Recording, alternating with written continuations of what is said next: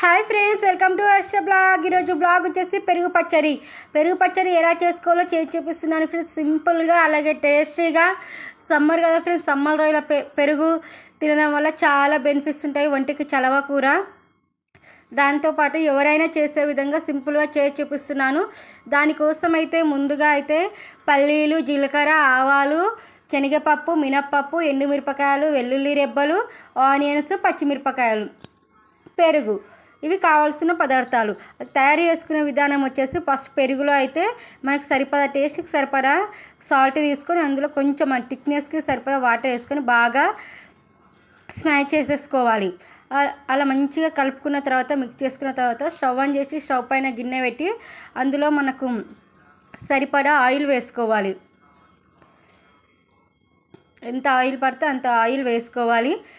Oil హీటెక్కిన తర్వాత మన దగ్గర ఉన్న తాలింపు దినుసులు అన్నీ వేసుకొని బాగా వేయించుకోవాలి. అన్ని తాలింపు దినుసులు వేసేసుకుంటున్నాను. ఇలా అన్ని పప్పులు వేయడం వల్ల టేస్ట్ చాలా బాగుంటుంది.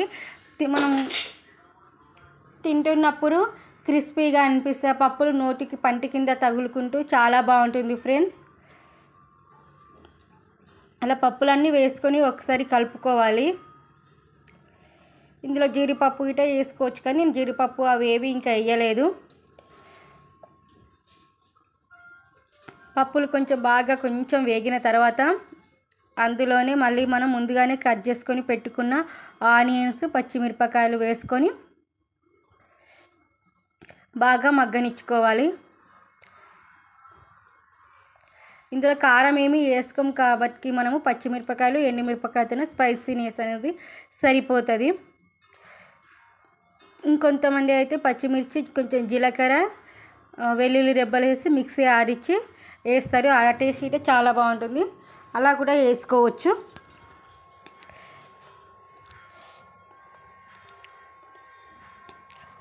అలా బాగా వేయించుకోవాలి. అలా వేగిన తర్వాత ఇందులో చిటికెడు పసుపు వేసుకొని కలుపుకోవాలి. నేనైతే కొంచెం సిమ్లోనే పెట్టుకొని మగ్గించుకుంటున్నాను. దానివల్ల ఉల్లిపాయ ముక్కలు అనేది బాగా మెత్తబడతాయి. చూడండి ఎంత బాగా వేగాయో.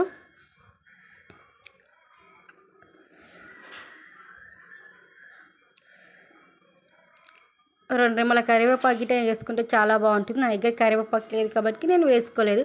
మీ దగ్గర ఉంటే మీరు వేసుకోవచ్చు. ఇప్పుడు చిటికెడు పసుపు వేసుకొని బాగా మిక్స్ చేసుకొని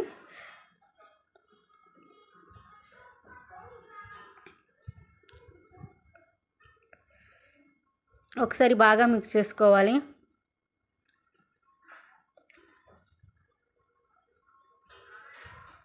అలా మిక్స్ చేసుకున్న తర్వాత ఈ తాలింపుని ముందుగానే సాల్ట్, వాటర్ వేసి కలిపి పెట్టుకున్న పెరుగు మిశ్రమంలో వేసుకోవాలి.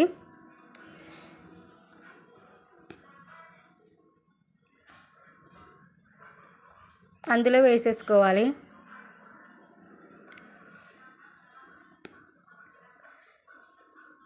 చాలా బాగుంటుంది. ఒంటికి చలవగా, తింటుంటే పుల్లగా చాలా టేస్టీగా ఉంటుంది ఫ్రెండ్స్. మీకు ఎవరికైనా ఈ రెసిపీ నచ్చితే సింపుల్గా 4 నిమిషాల్లో చేసి చూపించాను కాబట్టి మీరు కూడా చేసుకొని ఎలా వచ్చిందో ట్రై చేయండి. ఎలా వచ్చిందో కామెంట్లో చెప్పండి. అలాగే వీడియో నచ్చితే లైక్ చేయండి, షేర్ చేయండి, సబ్స్క్రైబ్ చేసుకోండి ఫ్రెండ్స్. అలాగే మీరు పెరుగు చట్నీ ఇలా నేను చేసే విధంగా చేస్తే ఎలా వచ్చిందో కూడా కామెంట్ చేయండి. Okay friends, bye.